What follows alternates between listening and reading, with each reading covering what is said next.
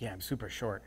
Like you must have had a giant. Andre the Giant was talking here before. Well, we have, we go between Mark Thornton, who's the tallest libertarian in Alabama, or I don't know if he is anymore, but that was back when.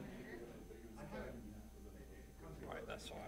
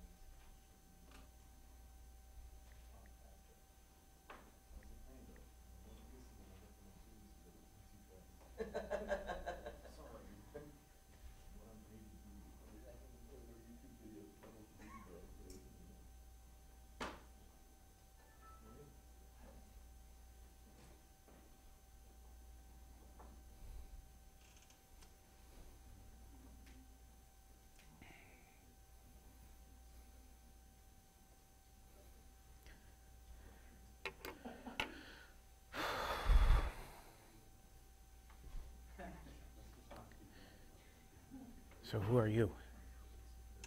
Hi, I'm Carl. Hi, Kyle. Are you one of the students?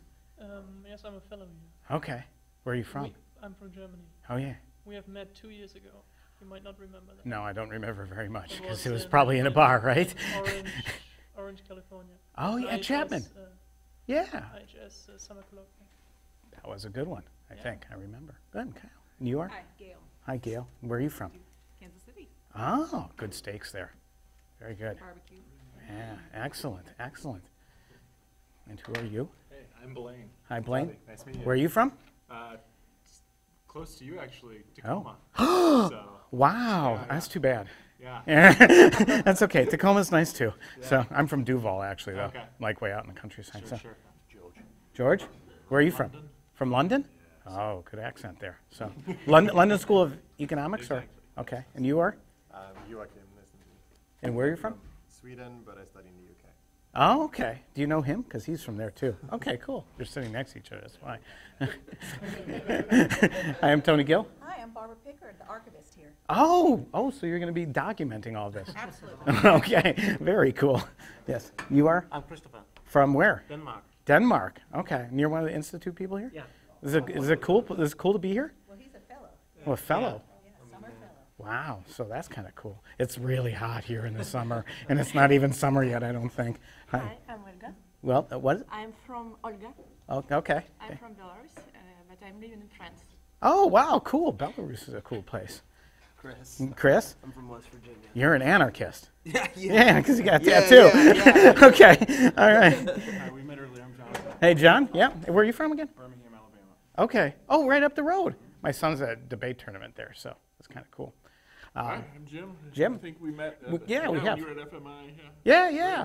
a couple, when was that? a while back. Yeah, a Anyway, while we- back. Yeah. Yeah, and you're from Texas A&M? No, Texas Tech. I'm wearing this to be a rebel. Ah, okay. So- There you go. All right. So, and I know Art, so, okay. Sorry. Just introduce the crowd, and folks came in. It's going to be the first of the Fellows Seminar this summer, and we're very pleased and honored to have Professor Anthony Gill from the University of Washington, who's going to be addressing us on tipping and how to pedagogically convey it to others.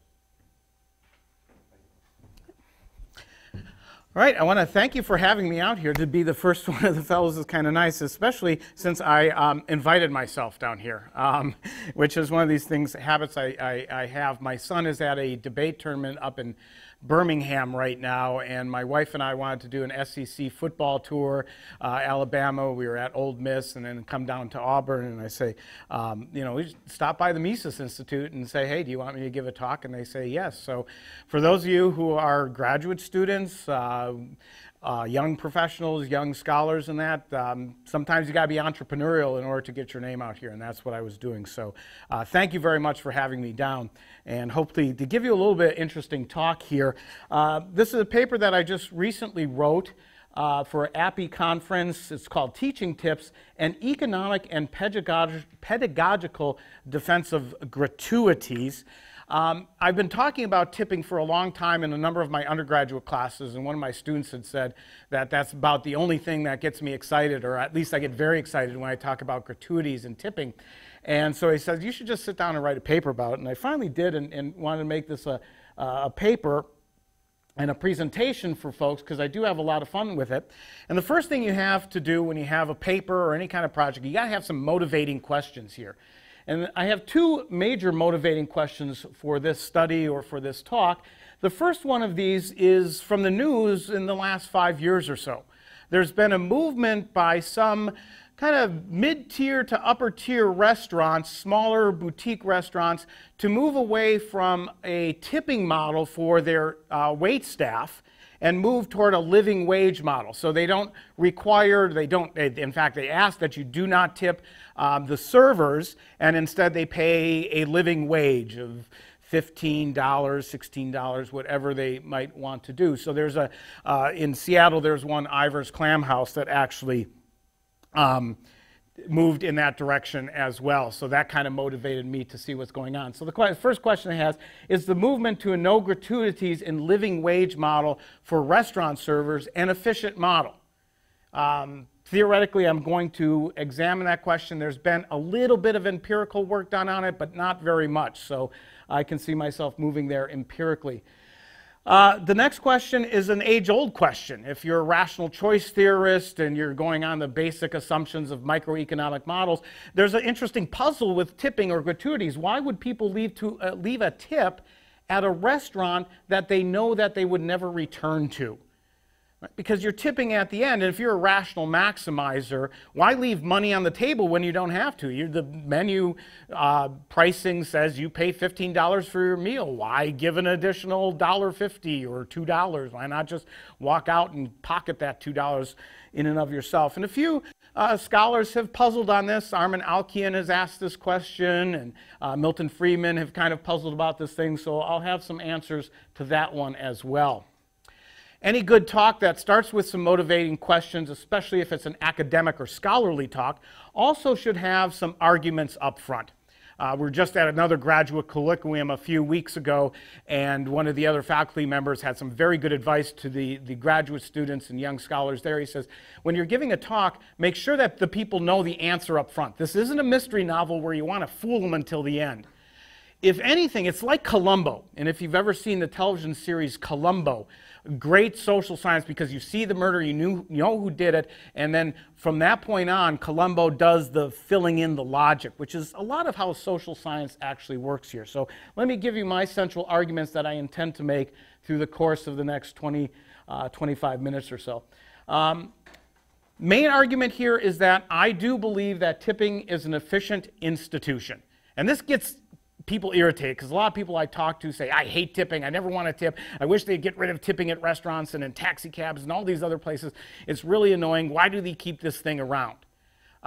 Seems like it's not a very popular economic institution, yet it still persists. So we want to kind of figure out why it persists. I tend to think it's efficient, so I want to make the theoretical case that it is an efficient institution for the following reasons. The first being, it solves the principal-agent problem.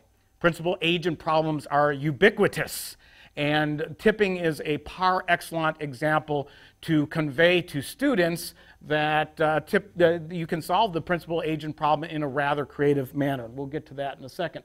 The next one is a little bit different, and I kind of step outside the box of traditional microeconomics here and pricing theory, and my argument here is that tipping allows for voluntary price discrimination. And that's very beneficial to restaurant owners as well as other establishment owners that rely upon, in the service industry, that rely upon gratuities as a way to compensate their labor. And then finally, to answer that question, why would you tip at a restaurant you know you would never return to? This has been hinted at by other people. I think Milton Friedman is one of the ones who has hinted at this. Tipping provides a cultural institution that provides norms of trust in a society that actually fosters anonymous trade. Here I go a little bit more macro. It's not as a micro-oriented type of analysis, but it's an interesting area of exploration, of scholarly exploration, that I'm starting to dip my toes into. So we'll talk about that in a second. And then the other part of this talk, I said there's going to be an economic defense of gratuities, but also a pedagogical defense of gratuities. Over the years, I have found that talking about tips is a fun way to introduce students to a lot of economic concepts in ways that bring it home to them. They say, oh yeah, I was at a restaurant, should I have tipped or shouldn't I have tipped? And they get confused on this, but they engage really quickly. Every class that I start talking about tipping, we can easily go on for 3 hours of nonstop conversation on tipping, because so many people have different experiences from different parts of the world, have different examples, and it's a great way to teach a lot of these concepts. So if you're moving into the pedagogical world of teaching, this you might want to feel free to steal some of my ideas here. All right, let's first start off with the first part of the argument, principal, age, and problems. Sure, many of you in the room, and to those of you listening on YouTube, the live feed, welcome. Principal, age, and problems are pretty simple. You have two people, a principal, could think of it as an employer, and an agent, a person who is an employee perhaps, that don't have the same interests. They have similar interests in common, but their interests are different enough that the principal who gives a task to the agent wants the agent to do something, but the agent has an incentive to perhaps shirk or do something different. And that causes a problem. How does the principal, the employer, make sure that the employee, the agent, is doing the things that the principal wants him to do? There's a lot of different ways you could think about solving these things, and this comes up in the restaurant industry quite a bit. So let's use the restaurant example here, because it's where tipping or gratuities are most prevalent here in the United States. And you have two people here. You have a restaurant owner, which I'll have the person in the chef hat here, and a hungry diner. And the restaurant owner wants to provide some great service to the restaurant diner. The diner wants to have a great experience, and so those two are going to engage in some mutual exchange here. And if it's just the chef cooking for the diner, there's no problem here. The chef is going to cook the best food possible, have the best service possible, give that person the best experience so they have a nice time. They'll pay a little bit more. They'll come back in the future. They'll spread word of mouth. But the problem is that if you want to serve lots of people, you as the restaurant owner can't do it all by yourself. You're going to need to hire out other people, some cooks in the background, or cooks back in the kitchen, some dishwashers, as well as people who bring the food out and serve the people in the restaurant. So now you hire some wait staff people. Here you start to have a principal-agent problem.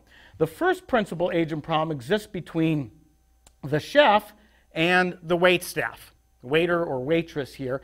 The chef wants, or the owner of the restaurant wants to motivate the wait staff to give the best service possible, because service is part of the overall restaurant experience. It's not only the food, but it's how you treat it, and the ambiance and a few other things go into that as well. So they need to motivate pleasant experience. Now, we've probably all been to restaurants where we've had great experiences. I was just here at Hamilton's last night, wonderful experience. And you've probably been at restaurants where the service is not too good. It just kind of ruins the overall experience, and you don't want to go back to that restaurant. Well, the owner doesn't want that to happen. They want to make sure that they motivate the wait staff to do the best job that they possibly can. Now, they could be monitoring the person and following them on the floor to make sure that they're treating the customers right, but that is a waste of their time. They might as well serve the customers then as well. So if the waitstaff is out there outside of the view of the restaurant owner or the manager, how do you make sure that they're able to provide the best service? Well, if the waitstaff knows that part of their compensation is based upon how well they serve the customer, and the customer has some control over this, they have an incentive to exert a little bit better service at this point in time. Which brings up the second principal agent problem here as well, is that you have a situation where the diner wants to have a really good experience, and they want to be able to motivate the server to come back and fill water glasses, or to leave them alone perhaps, to pick up a number of different cues. Because there's different types of diners in a restaurant. Some people are going to the theater and they want to get served really quick and get the bill and rush out. There are other people that want to have a nice romantic long dinner and not be bothered. There's other people like myself who like to sit around and chat with the staff saying, hey, what are the cool things to see around here? Tell me crazy things that have happened in the restaurant. So we all kind of demand different services here. So how do you motivate the staff to actually pick up on those cues and to serve you for quality service? In terms of also in addition to this, there's an incentive to want to motivate future quality service.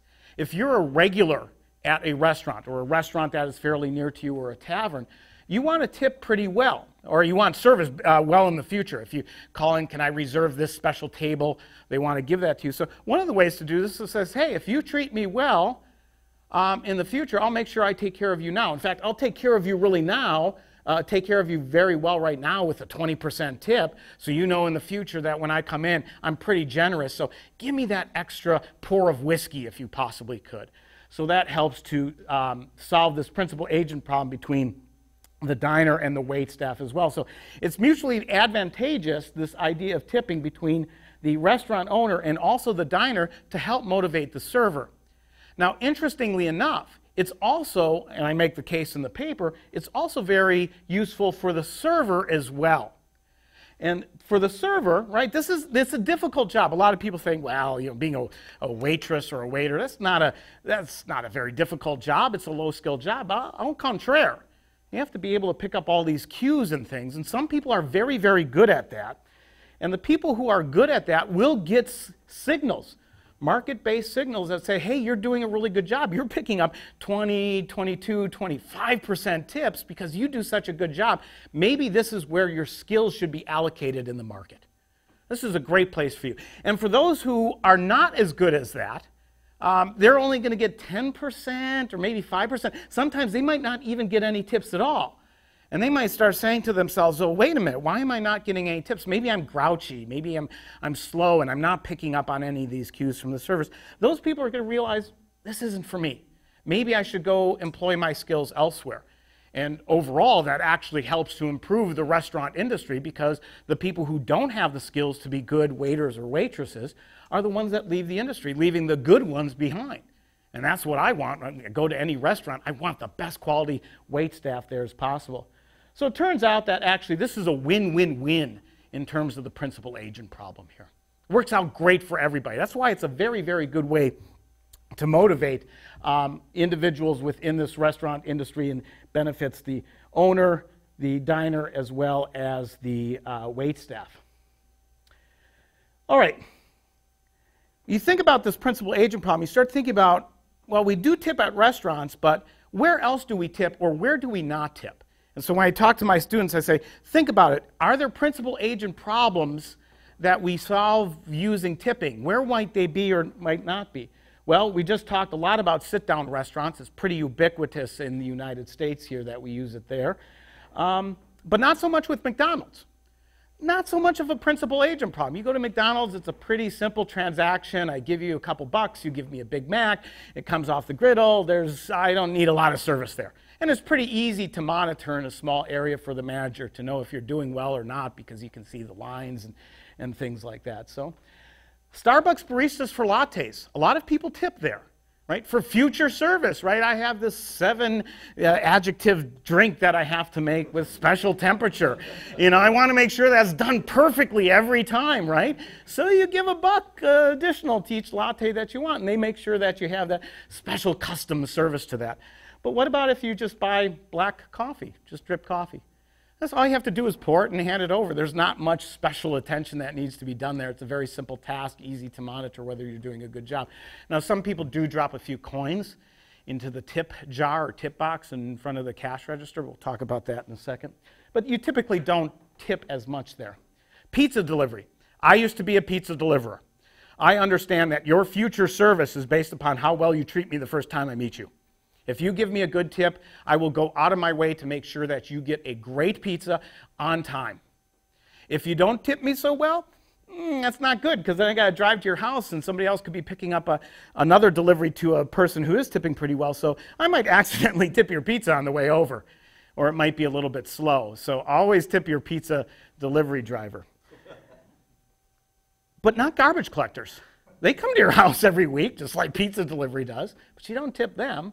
Well, because you can kind of figure out, well, the garbage hasn't been picked up, so they're not doing a very good job. Taxi rides.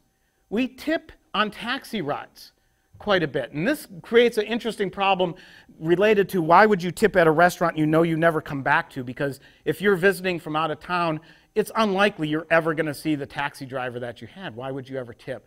That's an interesting question. The thing that came about over the past few years as I was talking about, somebody mentioned, well, Uber drivers, you don't tip Uber drivers. Although interestingly enough, I found half the people I talk to do tip Uber drivers with cash. They don't have the thing on the app to add the tip in until about 2 days ago.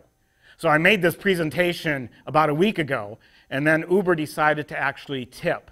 I happen to think that I had something to do with it because I wrote a Fortune magazine article saying why Uber should allow for tipping of their drivers. And that was about a month ago, and now Uber is allowing tipping. So the impact that I have, right? I get things done. We'll talk about that maybe during the discussion. Hairstylist, right? You want good future service, and the more bouffant and big your hair is, the more you're likely to tip. But not Walmart employees. Now, this is an interesting one because when I ask students, why do they tip at restaurants? The first thing is they say, well, we know that the wait staff is actually paid very poorly, and we feel sorry for them. Well, you know what? Walmart floor employees are paid very poorly, and if you have to ask them, oh, where's the shampoo? I can't find it. It's, oh, aisle 7, sir. Why not give them $1? They're paid poorly. You don't do that, though. Right? You don't tend to do that because there's not as much of a principal-agent problem there. You could say, oh, yeah, they told me aisle 7. Oh, it's an aisle 7. They did a good job. Easy to figure that one out. And you don't run across them as much. You might not be expecting as much future service from those folks as well. And oh, by the way, some waiters and waitresses actually get well above the minimum wage and pull down very, very nice salaries throughout the year. We have a friend who made $80,000 a year being a waiter at a restaurant. That's good scratch. That's really good. Hotel housekeeping. You tip hotel housekeepers, or do you? I didn't know about this until a few years ago, or actually a few months ago, about a year ago. I never tipped the hotel housekeeping staff. How many people do tip hotel housekeeping staff? I'm just curious here. A few people. Other people don't. The people without their hands raised saying, I feel pretty bad now. Well, we'll talk about why that might be the case or might not be the case, especially if you're staying for several days or several weeks and you want an extra little bottle of shampoo put there so you can take it home, right? You want that. Or you want your service done early in the morning so you can work on a presentation in the afternoon or things like that. Self-serve frozen yogurt shops. Do we tip there? They put out tip jars. And I've been seeing this more, and I say to myself, there's not a principal agent problem there because all they do is weigh the yogurt and charge you. So what the heck is going on here?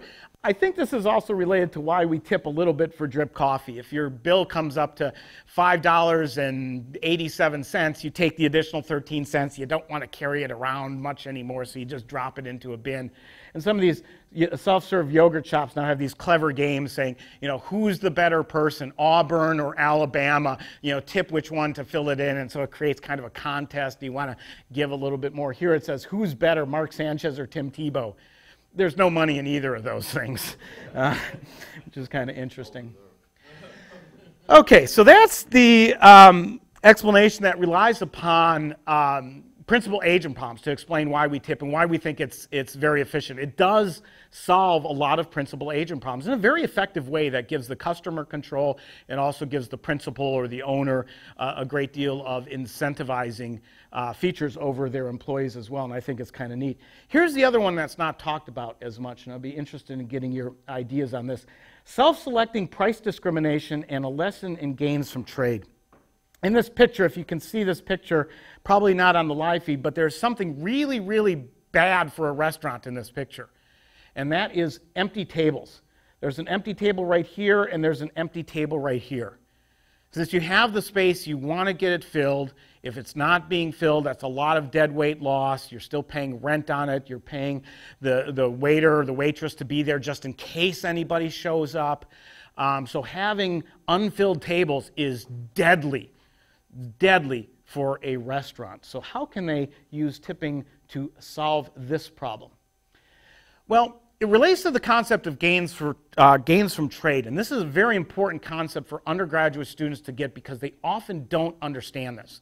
And I have found that once they understand what gains from trade really are, it unlocks the door to a lot of other economic insights and kind of chills them out on a number of different things. And this is the way that I present it. Maybe other people have presented it before, but in the past few years I found this is fairly effective. You have dollar denominations here from $0 to lots of dollars here. And you have some customers. We'll call these restaurant customers. You have customers A, B, and C who I'm going to call your mid-tier or upper-tier restaurant connoisseurs. They like going out for dinner quite a bit. And they have what we call a reserve or reservation buy price. When they go out to a restaurant like Hamilton's, they're willing to spend up X amount of dollars. It's not necessarily a specific point. It's kind of fuzzy, but they have an idea. When I go out for dinner tonight, I want to spend $80, right? Nothing more than that. Some other people, they might not be as high-end. This person might only want to spend $50. This person may be only $30. You're kind of low-end people. So those are your reserve buy prices, the maximum amount you're willing to pay for the food, the ambiance, the experience, the service experience as well. Then you have the restaurant owner. The restaurant owner has a reserve or reservation sell price, and that's the minimum he's willing to engage and trade with you, because the owner has to buy ingredients and flour and other different things, has to pay the mortgage, has to heat the ovens, so you need electricity, you have to pay your staff as well. So part of the reserve sell price, that thing that factors into it, is the labor costs. And you want to try to keep these as low as possible, because if you keep the reserve sell price lower, you're able to capture more customers. You're able to capture more customers here. So the restaurant owner actually does have an incentive to keep the price pretty low. A lot of students think, no, restaurant owners just want to keep the price as high as possible and rip you off as much as they can, which is this really kind of interesting thing that I have to disavow students. I always have a student who says, Starbucks always rips me off. I go, always rips you off? Yes, every day I go buy a latte for $4 and that's too much. And I go, well, why are you buying it? Right? And I say, how much is it worth to you? Well, it's, I kind of force them to say, oh, my reserve buy price is actually probably $5. And I say, oh. And what about that day that you have to go, study for your final exam tomorrow and you need to stay awake? How much would you buy a cup of coffee for that? Oh, I'd pay $10 for that. But Starbucks only charging you $3? Maybe you're ripping them off. Oh, the reactions I get from that. What? Right? Because what I teach them about the gains from trade is that the difference between the reserve buy price of a customer and the reserve sell price of an owner of an establishment is the area where you can get gains from trade. So for person A, they have a pretty high reserve buy price. They're only being asked the reserve sell price here down for the owner. This area in here is the gains from trade. Right? Anywhere that anything is priced within here, is some of it might accrue more to the owner, some of it might accrue more to the customer, but you can kind of negotiate that. Now, this area right here, when it comes to gratuities between the reserve sell price, and let's say that the restaurant owner actually prices his menu items and the whole experience at a menu price right there, and the reserve buy price is the area that customer A could potentially tip. Wow, this was such a great experience. I had such a wonderful time. The food was fantastic. The service was impeccable. And so you go ahead and throw in another 15%, maybe 25%. I tend to be I like to think of myself as being a big tipper because I like to reward people for that. And I like going out to restaurants, and if I get great experience, I'm going to reward that. So this is the area where the gratuities come in here. So for person B, their reserve buy price isn't as high, so they're not going to tip as much. Person C, not so much. Person D is probably not going to be a big tipper, but they're going to show up because at least the reserve sell price, the price that the restaurant owner is going to be selling at, if it's the minimum price, is going to capture this person. They might only be 8%, but you know what? They're showing up. Maybe they're only 2%, but they're filling that table. and that could be pretty good here. Person E here, they're just priced out of the market. They just can't afford it. You know, the experience is not worth it to them, so they're not going to show up here. So this kind of area between each of the reserve buy prices and that is this kind of zone where you as a customer can voluntarily price discriminate. And the concept of price discrimination is trying to figure out how to price an item or an experience based upon how different people value it. And we all have different preferences for different types of service, different types of food and things, and it's with unknown information, or with information unknown about this stuff, it's difficult to figure out these people. What the tipping does is allow people to voluntarily do this, saying, oh, I really like service, so I'll throw in some extra money. So long that there's a norm existing in society that is what you do to reward good service.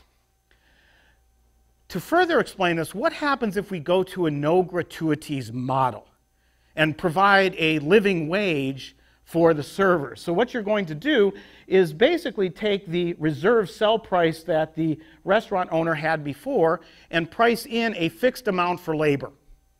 So instead of allowing the customer to determine what the extra labor cost would be via the gratuity, now it's going to be priced in. We're going to have the regular menu price plus 15%. That's going to be the, sometimes they put this, the labor charge, the service charge. Sometimes it's 18%, right? And so that's going to raise the actual price here and make it a fixed menu price. Now, a menu price is just what in economics we call a fixed price. It works out well because we think of menus and restaurants here quite a bit.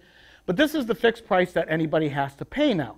So it raises the reserve sell price of the owner quite a bit. Now, I'm just doing this so you can see it. It might only be a small amount that they raise it. It might be a bigger amount. This is just for illustrative purposes here. But here's what happens. That's kind of dangerous here. First thing that you notice is that customer D is actually priced out of the market. That's a table that will not be used. You know, person D used to come in every other week and fill a table. They weren't the best tippers, and maybe they could have gave that to somebody else who was tipping highly, but you know, at least they were filling the table.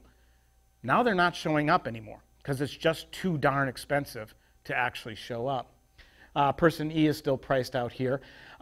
Person C right here, they're just right there at the kind of limit. The dot should actually be lying right on that line as I did it. It says the reserve sell price now is their reserve buy price. So they both kind of benefit from this thing, but any particular shock that could happen either way to perhaps the customer is worried about their job next week, their reserve buy price might drop a little bit because none of our reserve prices are actually fixed. They vary according to time and tastes and things like that. So they might drop down. The owner is kind of worried if this person, yeah, they're coming now, but what happens in the future? The other thing from the other side is that if service becomes variable, if service gets worse at the restaurant, that person's reserve buy price is going to drop and they're probably not going to show up. And so that's a very precarious situation here. Some of the other things that you can observe from this table here as well is that now each person at the restaurant only has to pay this price here where the red line is. Customer A gets a lot from the gains from trade because they would pay much more, but they're not paying as much as they used to. Okay, that works out pretty good. They get more of the gains from trade. They get to keep it instead of dishing it out to the server where they might have in the gratuity models here. And so from the end of the server, there's a benefit here, right, that your wages go up. So, you know, waiters and waitresses go, yay, I got a living wage now. So that kind of goes up. That's a benefit to you. The wage gain from the staff is the difference between the green line and the red line here. But there's also potential losses because customer A may have been throwing more money your way in the past. You got an 18% fee, and that goes to you for the labor. They might have been tipping 25%. And if there's a lot of people like this, and if you're very good at serving people and getting 25% gratuity from them, you actually lose out in this here. So it might be a net loss to you, depending on how many customer A and customer B types that you have out there. So that becomes a problem. But the big problem is that you start to lose some of these customers, and what happens, you can see more empty tables. And that's very dangerous. And this is why I think restaurant owners are fairly reluctant to move to the no gratuities model because it will leave people without, or it might potentially leave people out of the market, price them out of the market there, and that could be somewhat dangerous. The no gratuities model of service, I think, has some big problems, and I'm very skeptical of restaurants moving to it. I think restaurants, especially more low-end restaurants, are very skeptical of moving to it for the following reasons, and some of these we've already covered here. First of all, it eliminates voluntary price discrimination. You pay what's on the bill. This is your 18% service fee. Okay, I can walk out there. Really wanted to give 25%, but now I'm told 18% is fine. Could you add that under the table? Yeah, you possibly could. But when it's told that it's a fixed price, okay, that's what I pay. That's what I walk out. Okay? Eliminates that aspect of it. It potentially shrinks the customer base. We saw customer D priced out of the market there, and potentially customer C precariously balanced there at the reserve sell price. Their reserve buy price and reserve sell price are right there. Any little shock to the system will eliminate them as a customer. Complicates the principal agent problem now. And now, this is when I talk to my students, they go, well, every waiter and waitress really tries hard. You know, why would this affect them? Because, you know, people aren't motivated by incentives. That's my undergraduate students. No, really. I used to work in the service industry, and I know that if I came to work with a headache sometimes, a little hangover and stuff, I might not give as much good service, right? Especially if it's a really annoying table. Oh, I really wish those people would go away. Hey, please go away.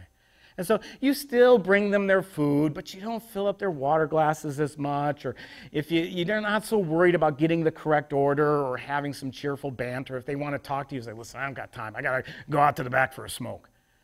You know? And it's hard for the managers to actually kind of police that. So it also, the no gratuity model takes away the principal agent problem. And I would argue that it's going to reduce the marginal quality of service.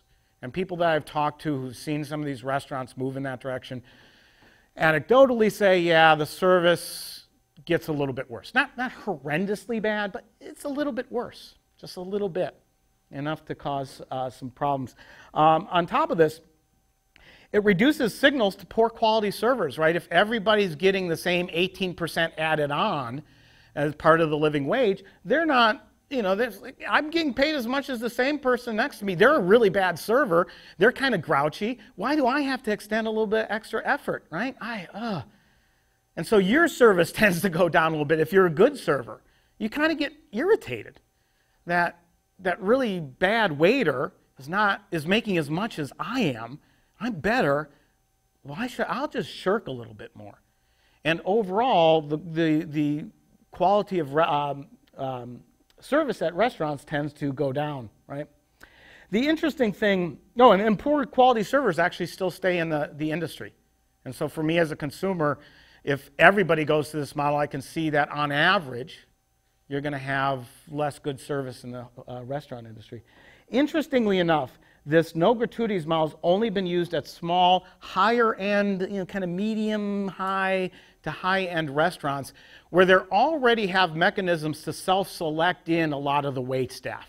They've picked the best cherries off the tree early on because it's a great place to work. They can interview them. They've had experience before. They have a track record of people who've come in here. So that's kind of interesting that many of these restaurants are arguing for that. I'm almost wondering, this is just a cynical, conspiratorial suspicion that I have, that might be some kind of rent-seeking on the part of these restaurants, that if they move more of these restaurants toward a no tipping model, it's going to eliminate some of the lower-end restaurants, some of, like your Olive Gardens or Denny's or other places like that, leaving them potentially with more business. So I don't know. It's kind of interesting that it's only used, and also smaller restaurants, where it's easier to monitor the wait staff.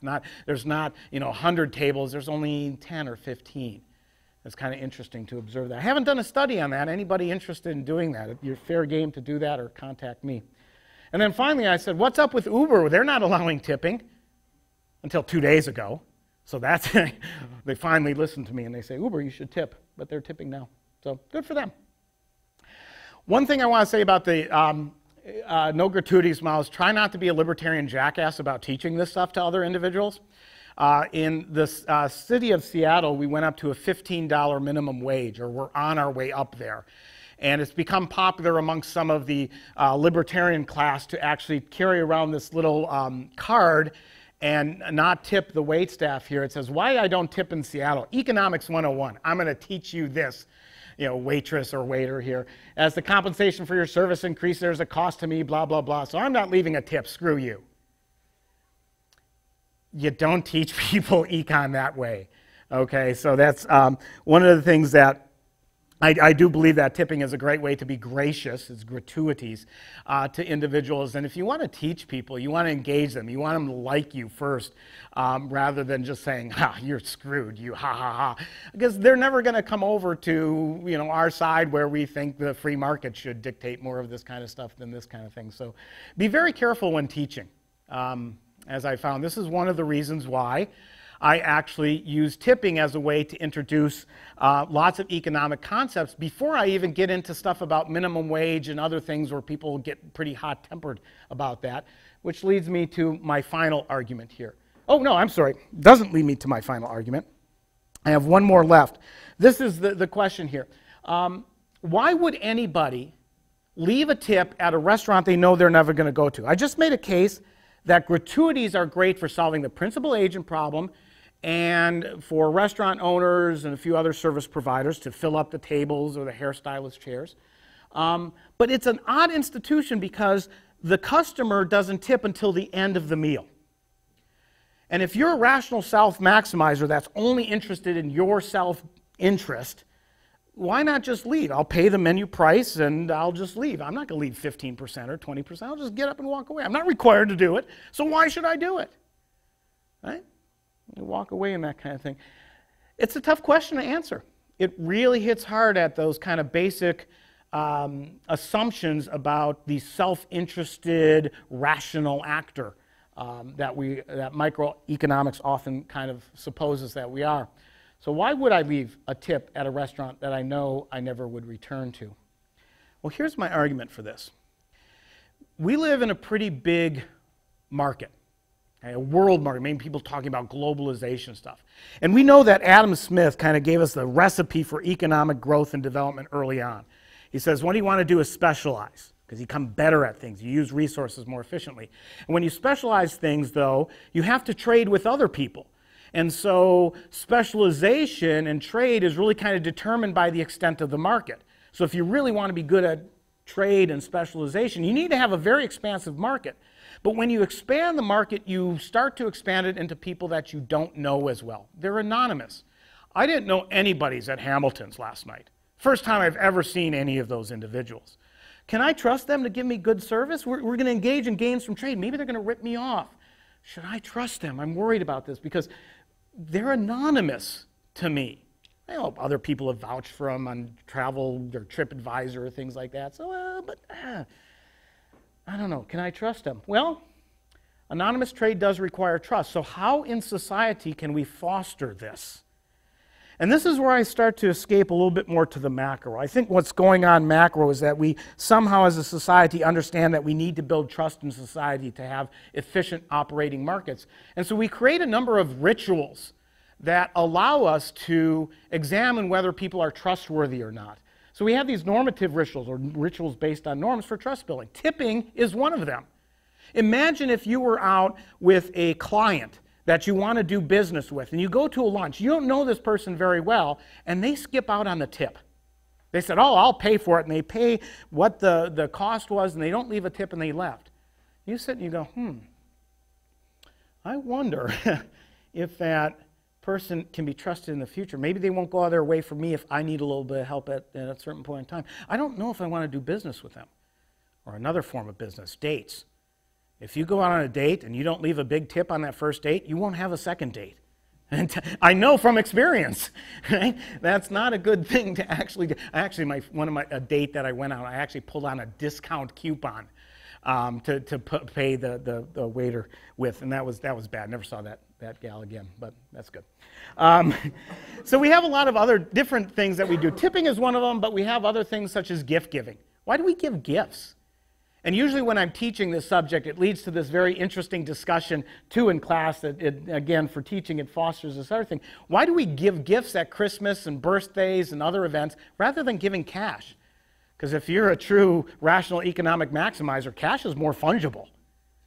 But we give gifts, oftentimes gifts that other people don't like, those ugly kitten sweaters that you get and you never wear again, but you say, oh, thank you very much. It seems like that would have a lot of disutility for it, but I make the argument is that when we do these sacrifices, burnt offerings, they used to call them in the Old Testament, when you make these burnt offerings, you're telling people that, listen, I'm willing to expend some resources, I'm willing to give something of me, because maybe somewhere in the future, I might need something from you. Maybe even if we never meet again, and your parents and your peers tell you, in order for us as a society to cling together and to build trust and to make markets work, we all need to do that. Even though you'll never see anybody again, treat them well. I'm a big aficionado of the Old West, and there was a cowboy code. You had a lot of itinerant people that would come and go throughout the West. They were traveling back and forth. You never knew anybody. But there was a code that you always tipped your hat to a stranger. You never looked back. You filled whiskeys to the very top of the brim if you were sharing whiskey with somebody else. Right? These are all kind of signals that say, I trust you, you trust me. We might never meet again, but as a society, I think we are much better off. It's one of the answers that Milton Friedman, I think in the book Free to Choose, kind of hinted at, and it really needs to be fleshed out a little bit more, and I'm trying to do that in my own work here. The question is, how do such norms originate and change? Remember I talked about, do you tip at a hotel? I never knew that until I was in Boston, and they had one of these envelopes out. It says, the envelope, please, and it says, your room attendant is, so-and-so. Matilda was here to clean up your room or something like this. And the envelope, it wasn't there to mail them a nice letter. Throw in $4 or $5 or something like that. And I realized, okay, they're trying to basically signal to other individuals that it's okay to tip here. So if more people tip, they can keep their labor costs down. They can make it look more like a restaurant, which helps them to, again, leverage the principal agent problems in ways that gives better service for everybody overall. But if you're a game theorist, it tends to be an assurance game where you need to kind of shift the equilibrium. Most people think you don't have to tip. Some people do. We want everybody to do that, so let's create a signal that tells us how to do that. The big danger with Uber, when they were going to the no-tip thing, and taxi drivers were well aware of this, that if Uber doesn't accept tips, what if people got into their cabs, especially younger people who are not familiar with the norm, saying, well, I don't tip people when they give me a ride, and the taxi cab driver doesn't get a tip. Not surprisingly, they were on the side of a number of Uber drivers lobbying to get Uber to put in tips there because they could see the equilibrium in the assurance game shifting in another direction. How do these things operate? One of the great things that I have, and we have a number of people from other countries here as well, I have students from all over the place. Some places don't tip, right? And they're really kind of confused when they come to the United States. What do you mean tipping? That's kind of odd and strange. Why would I want to do that kind of thing? So you get into these discussions about this. And it also allows me to introduce the concept of the outside observer in Adam Smith's The Theory of Moral Sentiments, a book that I really love. In terms of human nature, I tend to be much more of a Smithian theory of moral sentiments than an Ayn Rand type of individual. That oftentimes gets me in trouble in certain audiences. But Smith says, in the back of our head, we have this outside observer looking at a situation, says, how would you like to be treated if you were in that situation? If you treat somebody poorly, that impartial observer says, that's not really good. You should kind of feel bad about that. And I think the cultural norms that we have, enhance that and keep these norms alive in many ways. And I think a lot of interesting empirical and theoretical work could be done on that. The other thing that I draw upon is James Buchanan. And I love his book, In the Limits of Liberty. He has this term he calls ordered anarchy, that most of our life is not governed by formal rules, despite the fact that us political scientists and economists oftentimes focus on those written rules, the regulations and laws that are written by legislatures and city councils. We tend to focus on it. But Buchanan says, if you really look at life, most of our life is organized by these informal norms. And if these informal norms start to break down, that ordered anarchy becomes disordered anarchy, and it's just not really good. Conflict arises, and when conflict arises, people start to call for more written rules, more law and order. And that can become very dangerous. So I've become, in many years, a partisan of governance via informal norms and social codes, or etiquette, as he calls it. or manners, as he sometimes call it. So interesting work being done there. Final note on teaching tips. Again, I've studied religion a lot. That's where most of my previous work has been done, and I've seen that missionaries for a cause are usually best not when they throw things in people's faces like formal models and all those things, but find ways that connect with individuals, things, experiences that they have, work with them on those dimensions to explain a variety of different concepts that they want to share with them, and then build from that. Rather than coming full on, as my pastor once said, you can tell the new Christian that they just got converted because they run around from door to door with the Bible, and when knock on the door, when somebody opens, they go, Jesus! And then everyone goes, ah! And Jesus kind of scares people sometimes. Right? And I think that's true with some of us political economists that love liberty. You come into people and say, liberty! You know, we should get rid of the minimum wage. It's horrible. You come in and burn, and then go, ah! You're such a horrible person that you don't want to talk to you anymore. But if you give them an example, and this is just one, I think, with tipping, there's many other ways things you can do. An example where you show them, okay, this is how it works with tipping, and oh, by the way, this is how, gains from trade occur. You person who's buying Starbucks every day, you're actually getting more value. You might be ripping off the person. Oh, they go, oh yeah, personal life in a non-threatening way, and then they start to rethink issues about the minimum wage, because this graph right here, I use this in the next class or the class thereafter to basically say, okay, now let's think about the minimum wage here and how this affects the gains from trade and whether people are going to, come to the store and whether the restaurant owner is going to employ these waiters and waitresses in the future and stuff like that. You already have them in the door, and I think that can be actually very effective. I think we have a great cause here for the case of freedom and free markets and liberty. And so the way we present it to other individuals becomes very important. So for all of you who are young scholars and graduate students and going on to a career where you're going to either teach in a classroom or teach people via your articles and books that you write, think about the ways to sell it, to soft sell these concepts to people, that bring them in and make it really live to themselves as well. And with that, I will leave it to any questions and comments and gratuities that you have. Because tips, thank you. I love this. Tips, they're like hugs without the awkward body contact. I'm not a big hugger. I just have to share this example. We were at Old Miss in Oxford. Oh no, I'm sorry, this was in Tuscaloosa. We gave a tip to somebody as over a 20% tip on our bill, and the waitress came back and hugged my wife. She was so appreciative of it. And there was a restaurant that I visited at Chapman University last year, and we gave a very nice tip. We came back this year to the same restaurant. I hadn't been there for 364 days. The waitress remembered me, and they gave us a spectacular experience. So hopefully you enjoyed this presentation. I welcome your questions and comments. So I just want to start with, Yep. let me play the devil's advocate for a moment. Okay. I hate tipping. I didn't realize it when I went to Europe. It's great.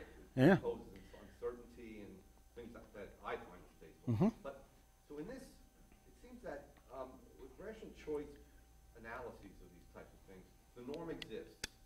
So therefore, I'm going to find a number of reasons why it's rational. Right.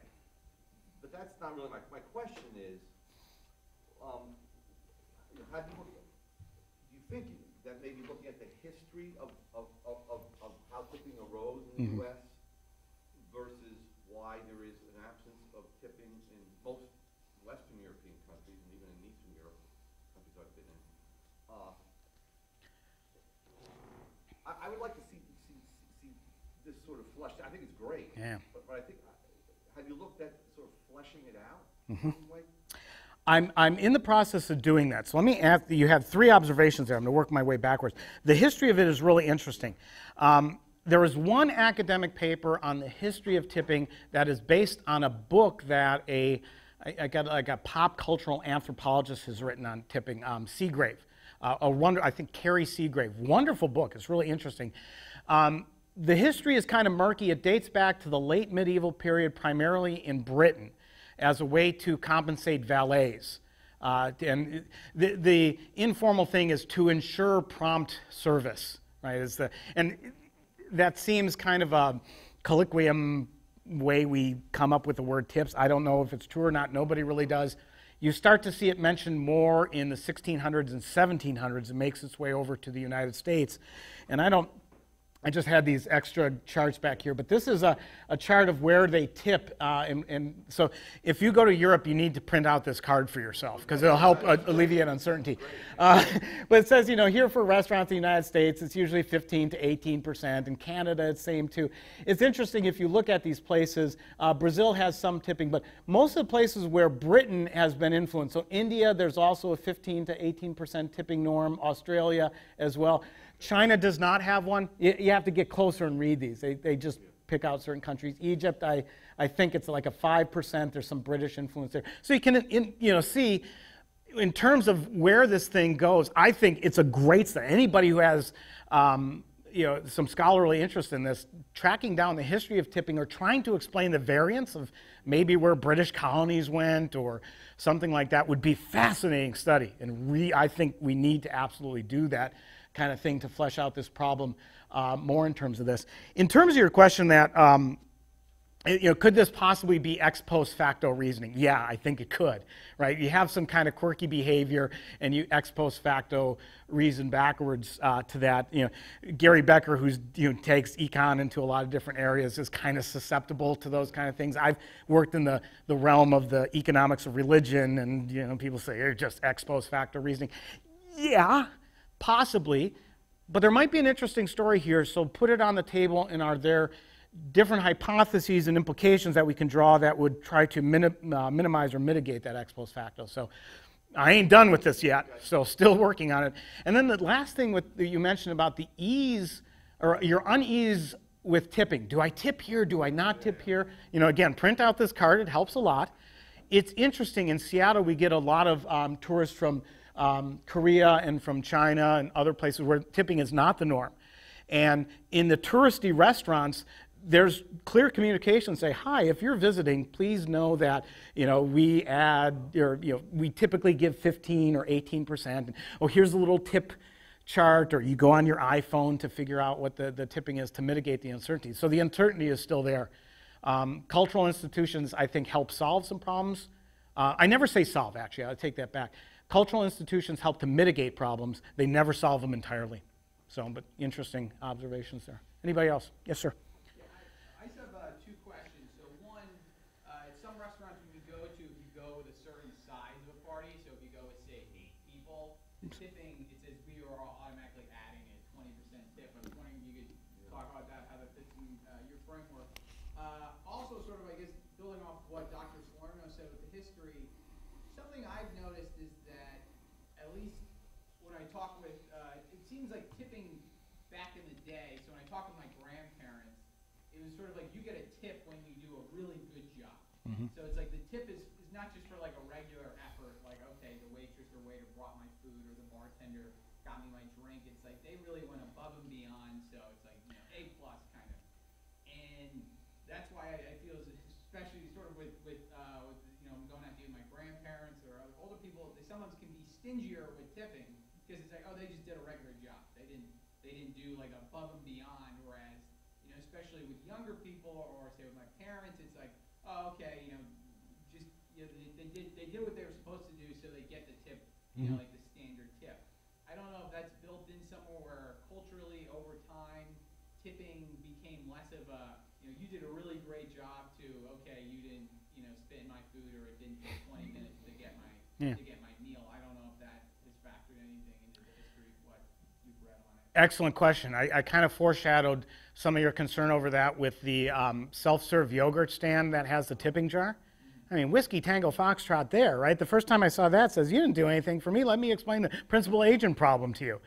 I did. I threw in like extra change that, there was like 15 cents. And okay, throw it in there. But yeah, these things, creep over time. The norms change, right? There's potential research that could be done here on how these norms spread and get stretched and expand to different things, right? It first was maybe only 5%, then it got up to 10. I was inculcated into belief that it was 15%, but it's typically 18 to maybe 20%. And that might be technology. It's just easier now with an iPhone to calculate 18% tip, right? Whereas previously, in some states, the tax was, 8%, so you just double the tax, right, as a quick rule of thumb. But as things start to get more complicated, technological shifts could stretch our use of the norm. I don't know. That's a potential hypothesis to investigate. Does it apply in other areas? We used to give A's to students in classes when they did a good job. Boy, do we give a lot of A's now, don't they? They're all super smart now, right? They're just something in the water, I think, or something. So, again, we see this in our own teaching behavior, how we've changed over. I've been at this game now 23, 24 years at the University of Washington. So I've noticed I've changed things. How does that do it? It's kind of self-reflective. In terms of that, great study. You want to study some of that? Contact me. We'll do some work on that, because I think that's an area where more people could be writing and researching and that kind of stuff. As for large parties, you just made my case that how wonderful this is as a pedagogical tool. Because most students do that. Say, yeah, whenever I go out with all my teenage friends and there's 10 of us, they always put the tip on. What's the deal? I go, well, let's talk collective action problems. Right? 10 people you're trying to solve, and everybody can says, well, I'll just, my friend next to me will give a little bit more, so I can give a little bit less. Right? So you see a little bit of self-interested behavior there. It might just be miscommunications or misinformation. You're not sure what you actually paid and how much you owe and that kind of thing. And I know of working in a restaurant, whenever we saw teenagers come in, more than 4 teenagers, you automatically threw that tip on there. And you warned them in advance that that's going to happen, because otherwise no waitress or waiter wanted to take that table, because you knew that teenagers would not tip very well. And then if word gets around that says, oh, nobody's serving the teens, well, you lose the teens clientele. So you kind of, for me, it's a pathway to talking about collective action problems, which is really kind of cool. Another hour on that stuff for the students. Other questions? Yeah. Yes, sir.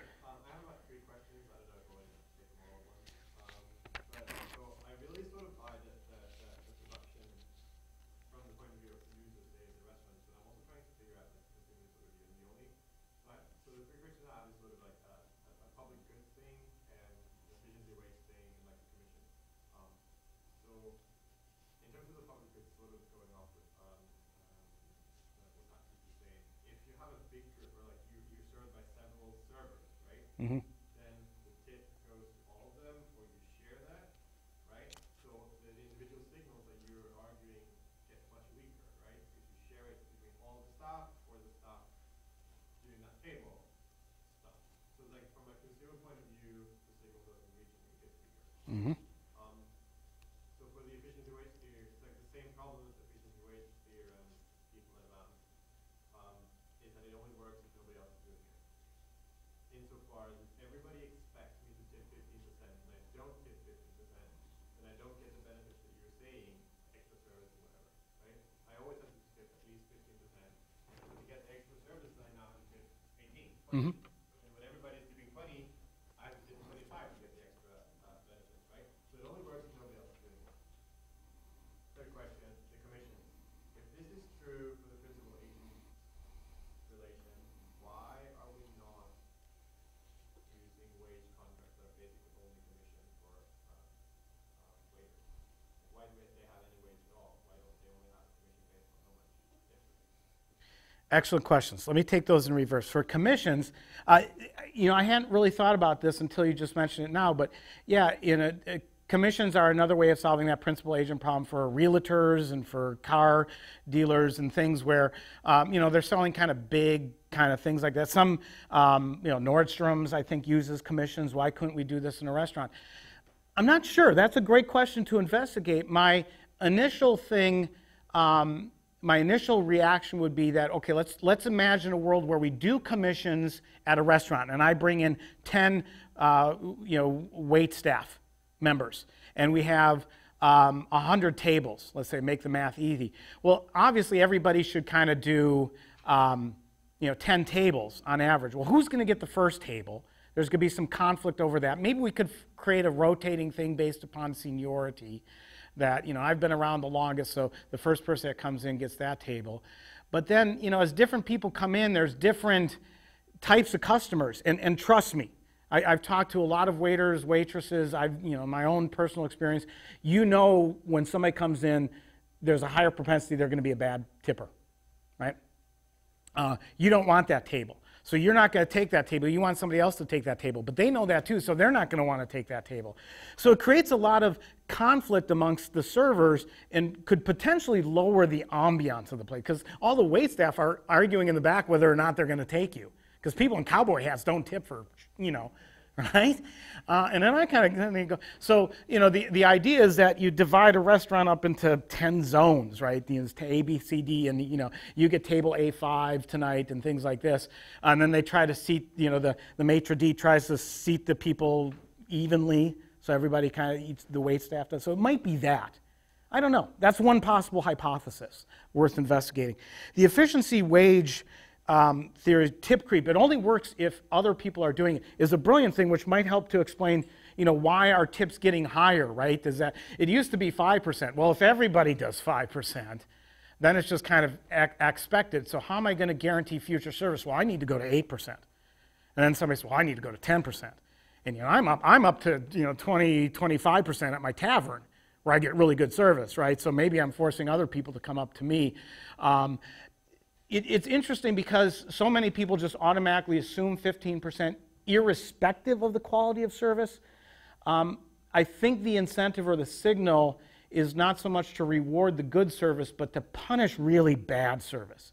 That you don't leave a tip at all if the service is really bad. So I think the mechanism works in reverse. You're expecting 15%, but you might only get 10 or nothing. And there's actually, I don't know how many people know this. I've learned this stuff. I've been studying this over the past year or so. When you go to a tavern and you get a beer, the typical norm is to leave $1 if you get a beer. Even if it's a $3 or $4 beer, you leave $1. And that provides a really poor signal if you're always just automatically doing it without thinking. But there's this thing, you take an additional penny, you put it heads up if you thought the service was good, or tails up if you thought it was bad, to communicate. So there's this additional signal I didn't know, and some of the bartenders I know had to tell me about that. I thought, that's kind of interesting, right? So yeah, another interesting way to explore this kind of stuff. The public goods thing, what was the public goods? For me, when you mentioned public goods, my mind went to the cultural norm, right? Because that's the real public good here. And for me to, you know, I still haven't wrapped my brain, how do we create these kind of cultural norms that help to spur trust in a society that relies upon anonymous trade? There is a big collective action problem there, public goods problem.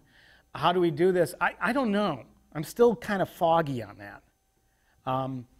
But is that what you meant by that? My question was much more, say a restaurant where you have different waiters waiting your table. So you have 3 or 4 waiters waiting your table, like they're all having a, and then, so Oh, my confusion about yes. exactly how they distribute tips in the U.S. Yeah. So restaurants, they distribute tips evenly across those stuff. It's like everybody Yeah. in the restaurant, everybody's working gets an equal share of the tips. I want to do a study on this.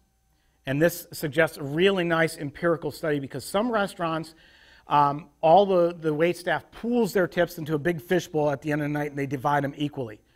The implications there is that the service should be crappier there. If you get to keep, you know, you become the sole residual claimant of what you work on that table, the service will be much better. So there's a hypothesis that we could eventually go out and test and ask it. Interestingly enough, some places actually take their tips and share them with the busboys and the cooks and things like that. I know this because my son has a paid internship at the Duval Tavern right now, and he came home one night and he gets paid because of Washington wage laws. He gets paid a higher wage than he's worth. I've told him that. And it's like, Dad, he goes, eventually you'll get there, but you've been working there for 2 weeks. You're kind of a clod, but a lovable one. I love you, son, if you're watching. He's a good kid. But he says, oh, I came back with $50 in tips this week. I'm like, what? You go back and give those back to the wait staff and bartenders. I kind of thought about this. I'm wondering if there's some tip sharing that goes on as a way of solving a principal agent problem between the serving staff and the cooks, right? Because especially if it's a pretty busy restaurant, you want the cook to be pleased with you. Because you say, oh, I got a rush order. I need to get these out for these people that are on their way to the theater. Could you quit make those hamburgers really good, right? You need to have that cook on your side, because if they didn't like you, they say, I'm going to screw you over. And they take a long time to do that. But if you share your tips with them, say, oh yeah, Tony is really good to me at the end, I'll quick move this order up in the queue, right? Potential ideas there. But see, again, the beautiful pedagogical aspect of this, it leads to so many different questions. You can start hypothesizing. You can say, okay, let's do an empirical study on this. I think it could be done. Thank you. All right, thank you, folks. I'll stick around for any additional questions or anything like that. So appreciate it. Anybody have any questions or anything? I'm going to go out to lunch and tip really well. So. Take you to lunch. Yeah. Can you come with us? Oh, yeah. Okay, yeah, so things get crowded with students, that's what we had at 12 o'clock. Got it. There's no class today? So does that mean they're gonna be out? Ooh.